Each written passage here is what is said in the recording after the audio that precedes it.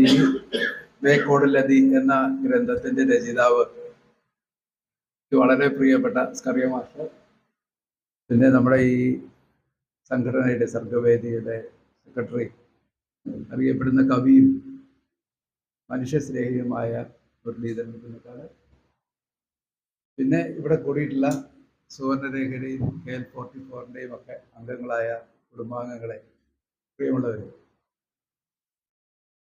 ഞാൻ ആദ്യമായിട്ടാണ് ഈ KL44ന്റെ വേദിയിൽ വരുന്നത്. മനഃപൂർവ്വമല്ല, അതിനൊരു പശ്ചാത്തലമുണ്ട്. അത് പറഞ്ഞിട്ട് ഞാൻ എൻ്റെ കടമയിലേക്ക് കിടക്കാം. കോതമംഗലത്ത് ഒരു ഡസനിൽ കൂടുതൽ സാംസ്കാരിക സംഘടനകൾ. പഴയ പാട്ടുകൾക്ക് സ്മൃതി, സിനിമയ്ക്ക് സുമംഗല ഫിലിം സൊസൈറ്റി, പെൻഷനേഴ്സിന് സംസ്കാര, അങ്ങനെ 12ഓളം സംഘടനകളുണ്ട്. അപ്പോൾ ഒരു കൾച്ചറൽ സ്പേസിന് വേണ്ടി കോതമംഗലത്ത് ഒരു തിക്കിത്തിരക്ക് നടക്കുന്ന ഒരു സമയത്താണ് KL44 എന്ന് പറഞ്ഞ പുതിയ സംഘടന വരുന്നത്. KL44 എന്ന് പറഞ്ഞാൽ കോതമംഗലത്തിന്റെ രജിസ്ട്രേഷൻ നമ്പറാണ്. അപ്പോൾ എല്ലാ സംഘടനകൾക്കും പരിപാടികൾ അവതരിപ്പിക്കാൻ ഒരു ദിവസം വേണമല്ലോ. അങ്ങനെ ഇരിക്കുമ്പോൾ ഈ KL44 കോതമംഗലത്ത് വെച്ച് പരിപാടികൾ ഇങ്ങനെ സംഘടിപ്പിച്ചു വന്നു. എല്ലായിടത്തും പോകേണ്ടത് നിങ്ങളെപ്പോലെ എഴുതുകയും വായിക്കുകയോ ചിന്തിക്കുകയോ ഒക്കെ ചെയ്യുന്ന ആളുകളാണ്. അപ്പോൾ ഈ ഡേറ്റുകൾ തമ്മിലൊരു ക്ലാഷ് വന്നു. സുവർണരേഖയുടെ പരിപാടി, ഞാൻ സുവർണരേഖയുടെ വലിയ പ്രവർത്തകനാണ്. നമ്മുടെ പ്രസിഡന്റ് ബാബു ചേട്ടൻ ഇവിടെ ഉണ്ട്. 10-27 വർഷമായിട്ട് അദ്ദേഹം അങ്ങനെ മുടങ്ങാതെ പരിപാടി നടത്തിയിട്ടുണ്ട്. അപ്പോൾ ഈ KL44ന്റെ പരിപാടികളും സുവർണരേഖയുടെ പരിപാടികളും തമ്മിൽ ഡേറ്റിൽ വന്ന ക്ലാഷ് കൊണ്ട് നമുക്ക് അവിടെ പോകേണ്ടവരും ഇവിടെ വരാൻ പറ്റില്ല. പക്ഷെ അതിന് രമ്യമായൊരു പരിഹാരം ഉണ്ടായി. 4ാം ഞായറാഴ്ച KL44 ഒരു 4 വെച്ചിട്ട് 4ാം ഞായറാഴ്ച KL44 2ാം ഞായറാഴ്ച സുവർണരേഖയ്ക്ക് എന്നായി. അപ്പം നമുക്ക് എല്ലായിടത്തും പോകാനുള്ള ഒരു അവസരമുണ്ട്. അങ്ങനെ ഇപ്പോൾ വലിയ തടസ്സം കൂടാതെ രണ്ടു കൂട്ടർക്കും സമയമുണ്ട്, രണ്ടിടത്തും പോകാനും സൗകര്യമുണ്ട്. അങ്ങനെയാണ് താമസിച്ചതെന്ന് ഞാൻ പറയാം. ഈ പുസ്തകം അവതരിപ്പിക്കാൻ എനിക്ക് വലിയ സന്തോഷമുണ്ട്. ഇതിൽ വലിയ അവതരണത്തിന്റെ ആവശ്യമില്ല, കാരണം അനുഭവങ്ങളാണ്. ഇത് വായിച്ചാൽ നമുക്കിത് അനുഭവിക്കാൻ പറ്റും, വായിച്ചില്ലെങ്കിൽ അനുഭവിക്കാൻ പറ്റില്ല, അത്രയേ ഉള്ളൂ. വളരെ സന്തോഷത്തോടു കൂടി ഞാൻ ഈ പുസ്തകം അവതരിപ്പിക്കും. കാരണം ഇതൊരു നല്ല പുസ്തകമാണ്. മുരളി പറഞ്ഞ പോലെ വായിക്കാൻ കൊള്ളാവുന്ന ഒരു പുസ്തകം, വായിച്ചാൽ അതുകൊണ്ട് പ്രയോജനമുള്ള ഒരു പുസ്തകം. KL44 വളർന്നത് പോലെ പെട്ടെന്ന് വൈറലായ ഒരു പുസ്തകമല്ല. ഓഗസ്റ്റിലാണ് ഈ പുസ്തകം റിലീസ് ചെയ്യുന്നത്. ഓഗസ്റ്റിൽ റിലീസ് ചെയ്തൊരു പുസ്തകം വളരെ വൈറലായി നിൽക്കുന്നു. വായിക്കുന്നവരൊക്കെ വീണ്ടും വീണ്ടും റെക്കമെൻഡ് ചെയ്യുന്ന ഒരു പുസ്തകമാണ്. അതിലൊരു കാരണം ഇതിൻ്റെ ഈ തലക്കെട്ട് തന്നെ. എന്നോടിപ്പോൾ ഇവിടെ വന്നപ്പോൾ തന്നെ 1-2 പേര് എന്നെ ഈ ബേക്കോടലതി എന്ന് ചോദിച്ചു. ആ വാക്കിൻ്റെ അർത്ഥം എന്നാന്ന് ചോദിച്ചു. ഞാൻ പറഞ്ഞു ഞാനും അത് തന്നെ അന്വേഷിക്കുന്നത് എന്ന് പറഞ്ഞു. അർത്ഥം ഞാൻ പറഞ്ഞില്ല. പറഞ്ഞാൽ അതിൻ്റെ ഒരു സസ്പെൻസ് പോകുമല്ലോ. ചെറിയ മാസ്റ്റർ വളരെ ഒരു പൊളി സങ്കേതത്തിൽ വെച്ചേക്കുന്ന ഒരു വാക്കായിരുന്നു. ഞാൻ പറഞ്ഞു പോണ കൂട്ടത്തിൽ ഞാൻ ഇടയ്ക്ക് പറയുമായിരിക്കും, അത് ശ്രദ്ധിച്ചോളാം. പോട്ടെ, ഏതായാലും അതിന് ഞാൻ എൻ്റെ കർത്തവ്യത്തിലേക്ക് വരികയാണ്. നെല്ലിക്കുഴിക്കും കോതമംഗലത്തിനിടയ്ക്കുള്ള ഈ കൾച്ചറൽ ഒരു ടർഫിൽ, കൾച്ചറൽ ഹബിൽ വരുവാൻ സാധിച്ച സന്തോഷമുണ്ട്. സുവർണരേഖ ഒരു മിഡിൽ സ്കൂൾ സംഘടനയാണ്.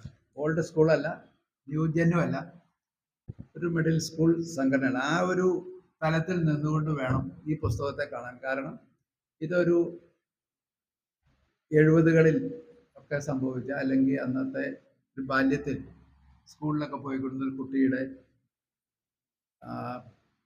ഭാഗത്ത് നിന്ന് നോക്കിക്കണ്ട് അന്നത്തെ കാര്യങ്ങളെ ഓർത്തെടുക്കുന്ന ഒരു പുസ്തകമാണ്. നിങ്ങൾക്കറിയാമല്ലോ, ഞാനൊരു സാഹിത്യകാരനല്ല, എഴുത്തുകാരനുമല്ല, ഒരു സാഹിത്യ വിദ്യാർത്ഥി മാത്രമാണ്. ഒരു വിദ്യാർത്ഥിയുടെ കാഴ്ചപ്പാടിൽ ഇതിനെ കാണുവാനാണ് ഞാൻ നോക്കുന്നത്. ഞാൻ എഴുതാത്ത എന്താന്ന് പലരും ചോദിക്കാറുണ്ട്. കാരണം എഴുതി കഴിഞ്ഞാൽ വലിയ അപകടമാണ്. എഴുതിയാൽ പിന്നെ വാക്കുകൾക്ക് മരണമില്ല, അക്ഷരമല്ല. വാക്കുകൾക്ക് ആ പ്രശ്നമില്ല. വാക്ക് പറഞ്ഞാൽ ഇങ്ങനെ വായുവിൽ ലയിച്ചാൽ പൊക്കോളും. വായുവിനെ മലിനപ്പെടുത്താതിരുന്നാൽ മതി, വായുവിന് അബദ്ധമൊന്നും ചടാതിരുന്നാൽ മതി, കുഴപ്പമില്ല, പറയുന്നതുകൊണ്ട് കുഴപ്പമില്ല. എഴുതി കഴിഞ്ഞാൽ സ്ഥിരമായിട്ട് നിൽക്കും. അതുകൊണ്ടാണ് എഴുതാത്തത്. വളരെ സൂക്ഷിച്ച് എഴുതാറ്, വളരെ പേടിച്ച് ഞാൻ എഴുതാറുള്ളൂ. എഴുത്തിനോട് എനിക്ക് ഭയമാണ്. ഏതായാലും ഈ സ്കറിയ സാറിന്റെ പുസ്തകം വായിച്ചിട്ട് എന്തോ ഒക്കെ എനിക്ക് തോന്നിയത് ഞാൻ അതിൽ കുറിച്ചിട്ടുണ്ട്. അത് ഈ പുസ്തകം വായിക്കുന്ന കൂട്ടത്തിൽ സമയം കിട്ടുവാണെങ്കിൽ വായിക്കും. ഞാൻ പറഞ്ഞല്ലോ, അനുഭവങ്ങളായതുകൊണ്ട് തന്നെ ഇതിന് വ്യാഖ്യാനത്തിന്റെ ആവശ്യമില്ല. പച്ചയായ ജീവിതാനുഭവങ്ങളാണ് പറഞ്ഞു പോകുന്നത്. കൊള്ളാവുന്നൊരു പുസ്തകം എന്നുള്ള നിലയിൽ ഇതിനെ വായിക്കാൻ പറ്റും. നാടൻ ഭാഷയിലാണ് എഴുതിയിരിക്കുന്നത്. നമ്മുടെ ഈ പ്രദേശത്ത് ഈ പ്രാദേശികമായൊരു ഭാഷയുണ്ട്. കോതമംഗലം, പുതുപ്പാടി, മൂവാറ്റുപുഴ ഭാഗത്തുള്ള ഒരു സ്ലാങ് ഉണ്ട്. ആ സ്ലാങ്ങിലാണ് ഇത് എഴുതിയിരിക്കുന്നത്. അതോടൊപ്പം നമ്മൾ മറന്നുപോയ പല വാക്കുകളും ഓർത്തെടുക്കാനായിട്ട് ഈ പുസ്തകം നമ്മളെ സഹായിക്കും എന്നുള്ളതാണ്.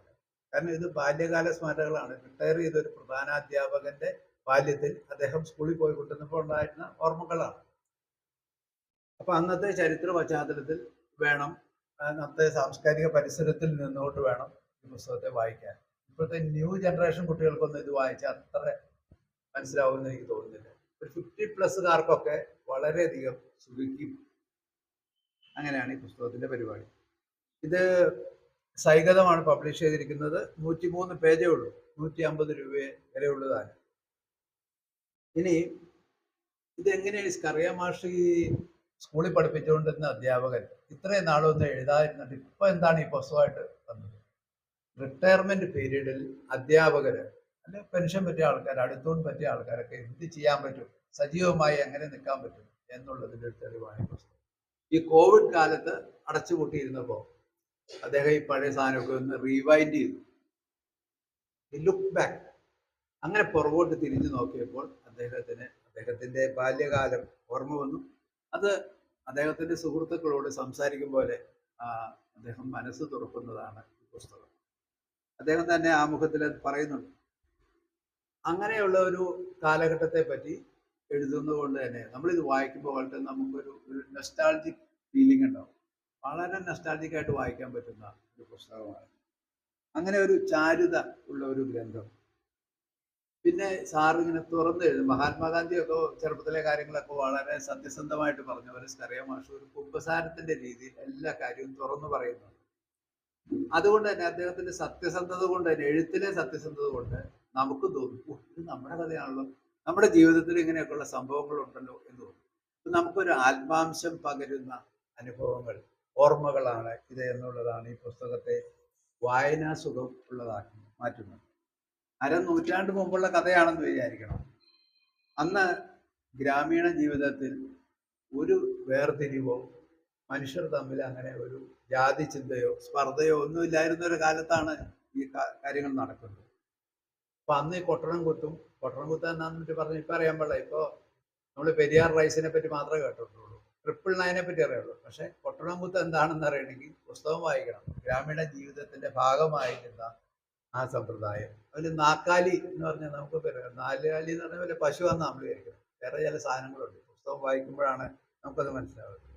അപ്പൊ അങ്ങനെ സാധാരണ മനുഷ്യരുടെ ജീവിതവും അവരുടെ ജീവിത സന്തോഷങ്ങൾ, ജീവിതത്തിലെ വ്യഥകൾ, സങ്കടങ്ങൾ, ആശങ്കകൾ, ആകുലതകൾ ഒക്കെ അനലൈസ് ചെയ്യുന്ന ഒരു പുസ്തകമായി വേണമെങ്കിൽ നമുക്ക് ഇത് കാണാം. പക്ഷെ വളരെ സ്നേഹത്തോടുകൂടി, സ്നേഹത്തിന്റെ ഒരു കൂട്ടായ്മയോടുകൂടി, സാഹോദര്യത്തിന്റെ സുഗന്ധമുള്ള ഒരു കൃതിയായിട്ടാണ് എനിക്കിത് അനുഭവപ്പെട്ടത്. ഈ പുസ്തകത്തിൽ സ്കറിയ മാഷ് എല്ലാ വിഷയങ്ങളും തൊടുന്നുണ്ട്. അദ്ദേഹം ഇടപെട്ടിട്ടുള്ള അല്ലെ അദ്ദേഹത്തിന്റെ ചെറുപ്പത്തിൽ അദ്ദേഹത്തിന് ഇന്ററാക്ട് ചെയ്യേണ്ട വന്നിട്ടുള്ള എല്ലാ മേഖലകളും തൊട്ട് പോകുന്നുണ്ട്. 21 ഓർമ്മക്കുറിപ്പുകളുണ്ട്. അവസാനത്തേത് ഞാൻ പറയാം.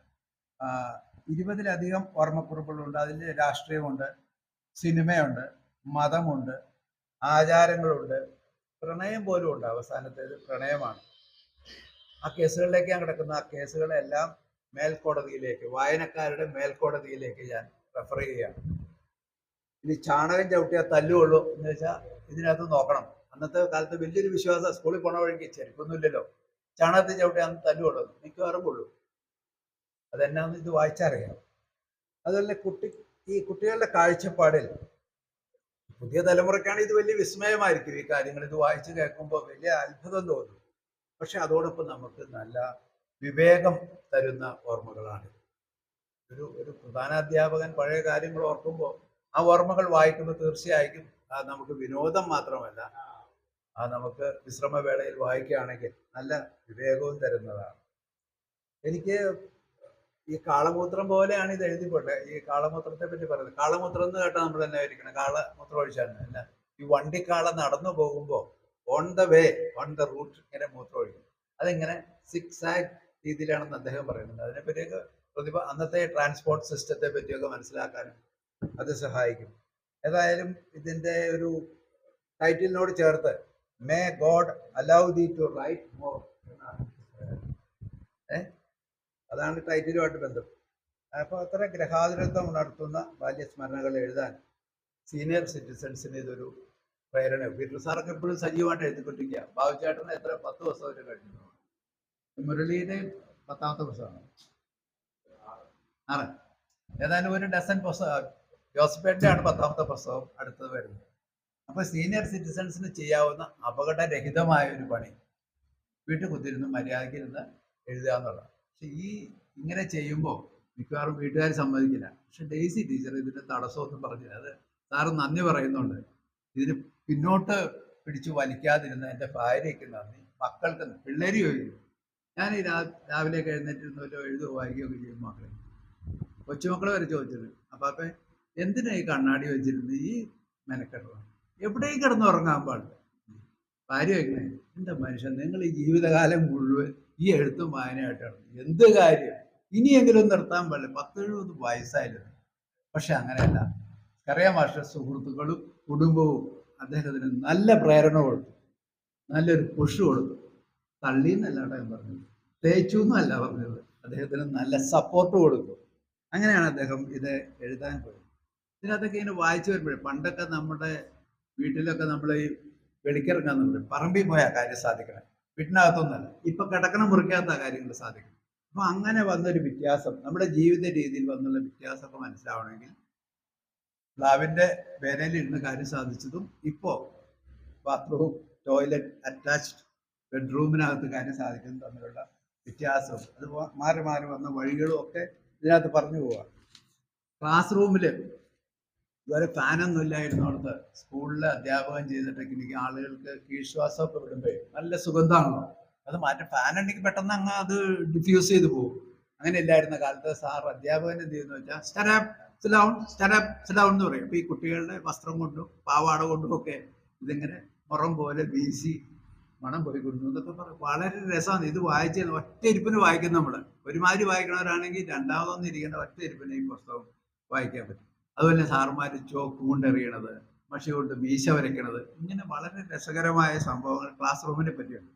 കുട്ടികൾ അന്ന് ഈ യുവജനോത്സവത്തിനൊക്കെ തോരണം ഒരുക്കുന്നത്, ചാക്കുനൂലയിൽ പച്ച തേച്ച് തോരണം ഒട്ടിക്കുന്നത്, അതൊക്കെ വളരെ മനോഹരമായിട്ട് അദ്ദേഹം അവതരിപ്പിക്കുന്നുണ്ട്. വളപ്പൊട്ടുകൾ ഉത്സവപ്പറമ്പിൽ പിറക്കിയെടുക്കുന്നത്, അതെല്ലാം വളരെ നിറമുള്ള ഓർമ്മകളായി സ്കറിയ സാർ അവതരിപ്പിക്കുന്നുണ്ട്. ഇതോടൊപ്പം നമ്മൾ ശ്രദ്ധിക്കേണ്ട ഒരു കാര്യമുണ്ട്. നമ്മുടെ സമൂഹത്തിൽ പണ്ടൊക്കെ എടാ ചട്ട പൊട്ട എന്നൊക്കെയല്ലേ വിളിച്ചുകൊണ്ട്, അപ്പൊ അത് മാറി. പണ്ട് ഫിസിക്കലി ഹാൻഡിക്യാപ്ഡ് എന്ന് പറഞ്ഞുകൊണ്ടിരുന്നു, അപ്പൊ അങ്ങനെ പറയാറില്ലല്ലോ. അത് കഴിഞ്ഞ് കുറച്ചാൾ ഡിഫറെന്റ്ലി ഏബിൾഡ് എന്നാക്കി ആ വിളി. ഇപ്പൊ അതും മാറി, ഇപ്പൊ ഗിഫ്റ്റഡ് ചിൽഡ്രൻ എന്നാ പറയുന്നത്. അപ്പൊ അങ്ങനെ നമ്മുടെ സമൂഹത്തിൽ വന്ന അവബോധത്തിൽ അല്ലെങ്കിൽ സംസ്കാരത്തിൽ വന്ന വളർച്ച, മുന്നേറ്റം, അതിനെയൊക്കെ അടയാളപ്പെടുത്താനും സ്കറിയ മാസ്റ്റർ പുസ്തകം ഉപയോഗിക്കുന്നുണ്ട്. അപ്പൊ അങ്ങനെ നമ്മുടെ സമൂഹത്തിന് വന്ന ഗുണകരമായ മാറ്റങ്ങളെ വരച്ചു കാണിക്കുന്നു. അതോടൊപ്പം അദ്ദേഹം ഒരു പോളിയോ വന്ന സഹോദരിയെ പറ്റി പറയുന്നുണ്ട്. ഈ പോളിയോ ഒക്കെ ഇപ്പൊ നിർമ്മാർജ്ജനം ചെയ്തു. ഇപ്പോൾ അതിനകത്ത് വാക്സിനൊക്കെ ഉണ്ട്. ഇപ്പൊ കോവിഡിന് വാക്സിൻ എടുത്തവരുടെ കഥ നമ്മൾ കേട്ടുകൊണ്ടിരിക്കുക. ഇപ്പൊ പറയണത് ഫ്ലൂ വാക്സിൻ എല്ലാ വർഷവും എടുക്കണമെന്നാണ് പറഞ്ഞത്. എടുത്തു കഴിയുമ്പോൾ എന്താന്നുള്ളത് പിന്നെ കാണണം.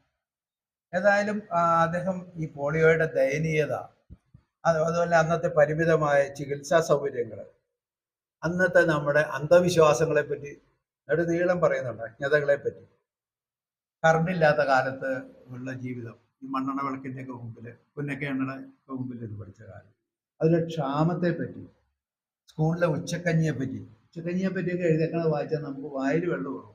നമുക്ക് വീണ്ടും സ്കൂളിലൊന്ന് പോയി പിള്ളേരെ ക്യൂ തെറ്റിച്ച് ആ കഞ്ഞി വെക്കണ ചേച്ചിയോട് പറഞ്ഞ് ഇച്ചിരി ഉപ്പോ മേടിച്ച് തിന്നാലോ എന്ന് വരെ നമുക്ക് തോന്നും. അത്ര മനോഹരമായിട്ട് എഴുതിയിട്ടുണ്ട്.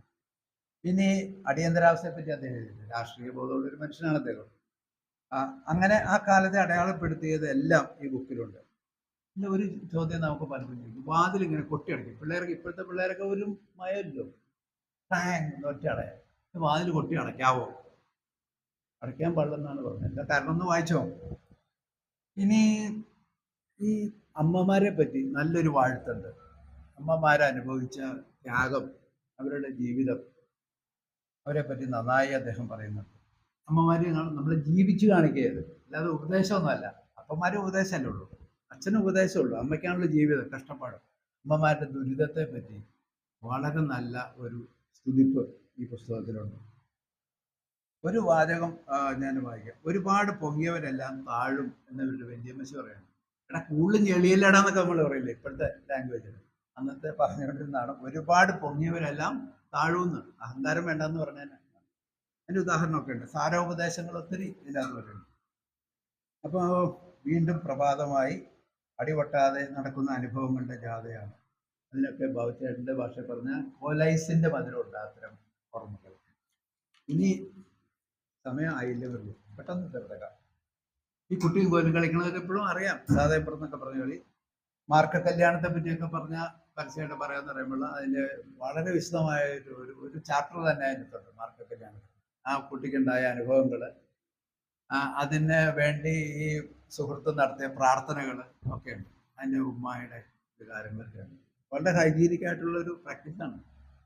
പിന്നെ അച്ചുകുത്തുന്നതിനെ പറ്റി, ആഞ്ഞലിക്കൊരു വറുത്ത് തിന്നുന്നതിനെ പറ്റി, പോക്കറ്റിലൊക്കെ ഇട്ടുകൊണ്ട് സ്കൂളിൽ പോണ വഴിക്ക് ഇപ്പോൾ ഈ നിലക്കടല തന്നെ മാതിരി കൊണ്ട് പോണത്. അവർ തമ്മിലുള്ള ഒരു സൗഹൃദം, ഈ സ്കൂളിലേക്ക് പോകുന്ന ആ ജാഥയുടെ ഒരു കൂട്ടായ്മ, ഇതൊക്കെ ഇതിനകത്ത് ഇങ്ങനെ പറയും. ഇതൊക്കെ എങ്ങനെ ഓർത്തിരിക്കണമെന്നാണ് പറഞ്ഞത്. 19 വർഷം കഴിഞ്ഞിട്ട് ഈ മനുഷ്യൻ ഇതൊക്കെ ഇങ്ങനെ തലയെ കൊണ്ടുനടന്നല്ലോ എന്നാണ് പറഞ്ഞത്.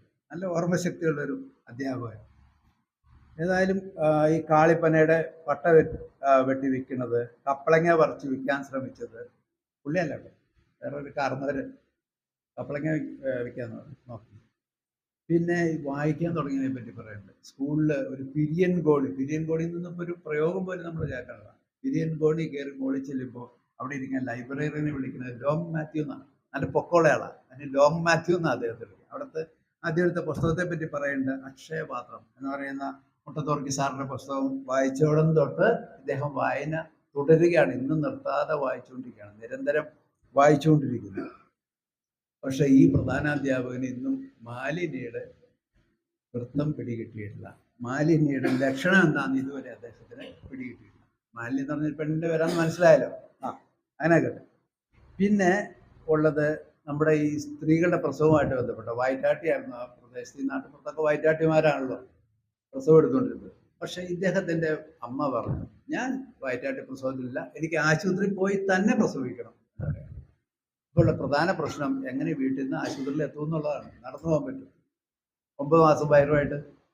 അതിന് അയൽപക്കത്തുള്ള ഒരു വീട്ടിൽ നിന്ന് ഒരു അംബാസഡർ കാർ, വെള്ള അംബാസഡർ കാർ എന്നാണ് പറയുന്നത്, വെളുത്ത അംബാസഡർ കാറിൽ അവിടെ മൂവാറ്റുപുഴ ആശുപത്രിയിൽ പോയി പ്രസവിക്കും. അപ്പം നമുക്ക് ജീവിതത്തിലുള്ള ഈ തടസ്സങ്ങളെ, ദൂരത്തെ വെറും ഒരു കാറ് കൊണ്ട് ഈ അമ്മച്ചി മറികടന്ന് മാറ്റത്തിൻ്റെ സംസ്കാരം ആ ഗ്രാമത്തിൽ കൊണ്ടുവന്നു എന്നുള്ളത്. അതിനുശേഷം ഉള്ള സ്ത്രീകളെല്ലാം പറഞ്ഞു, ഞങ്ങൾക്ക് വയറ്റാട്ടിയും ഒന്നും വേണ്ട, വാതിലും ഒട്ടി അടയ്ക്കാൻ വേണ്ട, ഞങ്ങൾ ആശുപത്രിയിൽ പോകോളാം എന്ന് പറഞ്ഞു. അപ്പം ആ ഒരു പ്രദേശത്ത് ഇത് വരുത്തിയ വ്യത്യാസം, ഒരു സ്ത്രീയുടെ നിലപാട് കൊണ്ട് ഉണ്ടായ വ്യത്യാസമാണ് ഇതിനകത്ത് പറയുന്നത്.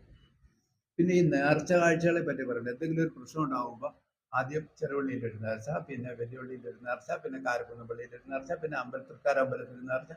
ഈ നേർച്ച കാഴ്ചകൾക്ക് ജാതി മത ഭേദമില്ല എന്നാണ് പറയുന്നത്. ശബരിമലയ്ക്ക് നേർച്ച പോണല്ലേ 10 രൂപ കൊടുത്തുകൂടാ. ഒരു പിടിയില്ലാതെ വരുമ്പോഴേ, മനുഷ്യൻ നിക്കക്കള്ളിയില്ലാതെ വരുമ്പോൾ എന്തൊക്കെയാ ചെയ്യണത്? നേർച്ച കാഴ്ചകൾ വേണ്ടെന്നല്ല പറയുന്നത്, പക്ഷെ അതിലൊരു മതേതര സ്വഭാവം ഉണ്ടെന്ന് അദ്ദേഹം. ഇത് വളരെ വലിയൊരു ഒബ്സർവേഷനാണ്. അതിന് ജാതിയൊന്നുമില്ല. വഴിപാട് കഴിക്കാൻ നേരത്ത് ജാതിയൊന്നും പ്രശ്നമില്ല, എങ്ങനെയും രക്ഷപ്പെട്ടാൽ മതി എന്നാണ് മനുഷ്യനോട്. ഏതായാലും അശരണരായ ആളുകളുടെ സുവിശേഷമായി, തീരാ സങ്കടങ്ങളായി അദ്ദേഹം നിരത്തുന്നുണ്ട്. നല്ല മനസ്സുള്ള മനുഷ്യരെ സ്നേഹത്തോടെ ചേർത്ത് പിടിക്കാൻ ഈ ഇതിൽ ഒരു കഥയുണ്ട്.